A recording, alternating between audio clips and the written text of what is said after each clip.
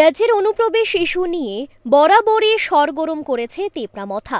যদিও রাজনৈতিক কৌশলগত অবস্থান থেকে রাজ্য সরকারের জোট শরিক তেপরামথা অনুপ্রবেশ নিয়ে সরকারের কথা না বলে বাইরে রাজনীতির অঙ্গনে রাজ্য সরকারেরই বিরুদ্ধে কামান দাগছে মথার কর্মকর্তারা বিভিন্ন সময় অস্বস্তিকর বেফাঁস কথাবার্তাও বলে ফেলেছেন প্রকাশ্যে। এবার রাজ্য সরকারকে চাপে রাখতে নয়া কৌশল নিল মথা। অনুপ্রবেশ নিয়ে রাজ্য সরকার আন্তরিক নয়, মানা হচ্ছে না কেন্দ্রীয় সরকারের নীতি নির্দেশিকা, এই অভিযোগ করে আসছে মথা। এবার রাজপথে মিছিল কর্মসূচির মধ্য দিয়ে এক ঢিলে দুই পাখি শিকারের আয়োজন করছে মথা। সামনেই এডিসি নির্বাচন, এর আগে জমিতে কিছুটা নিবিড় চাষ দেওয়া অনুপ্রবেশ ইস্যুকে কৌশলে নির্বাচনী হাতিয়ার বানিয়ে ফেলা, এই দুই সমীকরণের খেলার আসর তৈরি করতে প্রথম রাউন্ডে ময়দানে নামছে তেপরামথা। ৭ জুলাই শহরে হবে বিশাল মিছিল, নানা পথ ঘুরে আওয়াজ তোলা হবে অনুপ্রবেশ নিয়ে। এই ব্রিগেডের অন্যতম সেনাপতি হিসেবে অবশ্যই থাকছেন বুবাগ্রা প্রদ্যুৎ কিশোর।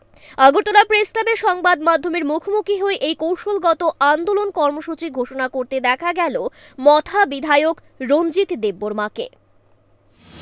জমায়েত হবে, জমায়েতে আমাদের নেতৃবৃন্দ আমাদের থেকে বিভিন্ন সোশ্যাল অর্গানাইজেশন থেকে এবং আমাদের সিভিল সোসাইটি থেকে এনজিও থেকে ওখানে বক্তব্য রাখবেন।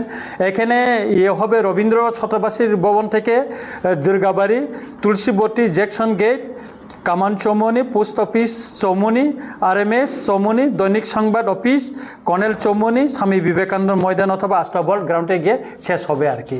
এবং সেদিনে আমাদের মহারাজ নিজে আমাদের সঙ্গে র্যালিতে থাকবেন এবং তিনি আজকে বলেছেন যে প্রেস মিটের আগে উনি বলেছেন যে আমি থাকবো, এটা তুমি বলে দাও।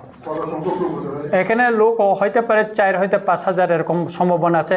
আমাদের টার্গেট ছিল 3,000, কিন্তু এখন সবাই সমাজের সব অংশের মানুষ এই ন্যাশনাল ইস্যুটা নিয়ে এখানে আসতে চায়।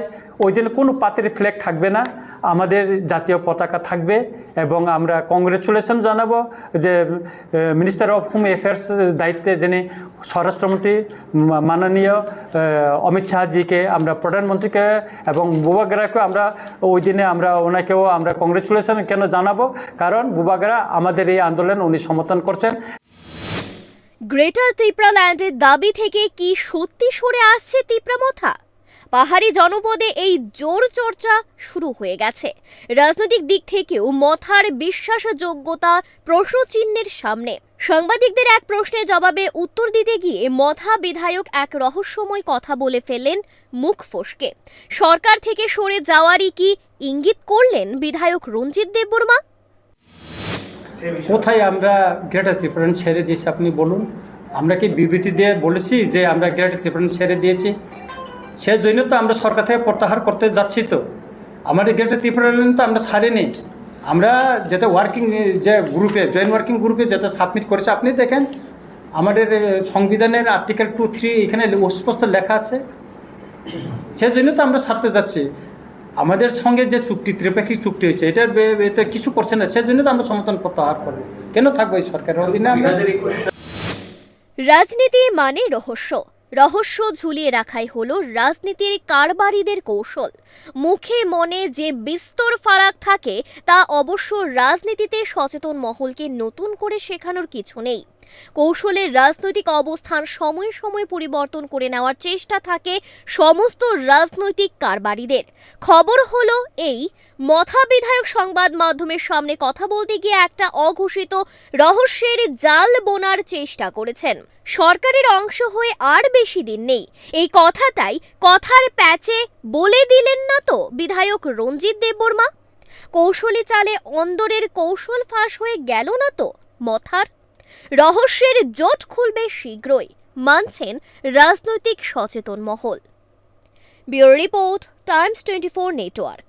স্বর্ণকমল জুয়েলার্স এর স্বর্ণ বর্ষা অফার 23 জুন থেকে 12 জুলাই পর্যন্ত পাবেন 100% অফ ডায়মন্ড জুয়েলারি মেকিং চার্জে আর 25% অফ গোল্ড জুয়েলারি মেকিং চার্জে। কেনাকাটায় অ্যাশিওরড গিফট আর আছে স্পেশাল এক্সচেঞ্জ অফার। পুরনো সোনার বদলে পান নতুন হলমার্ক জুয়েলারি, সঙ্গে exclusive diamond necklace exhibition. Mega lucky ড্রতে জিতুন দুটো স্কুটার আর 11টা home appliances. Swarnakamal jewellers, Agartala Hariganga Basak road আর উদয়পুর সেন্ট্রাল রোড চক বাজারের সামনে।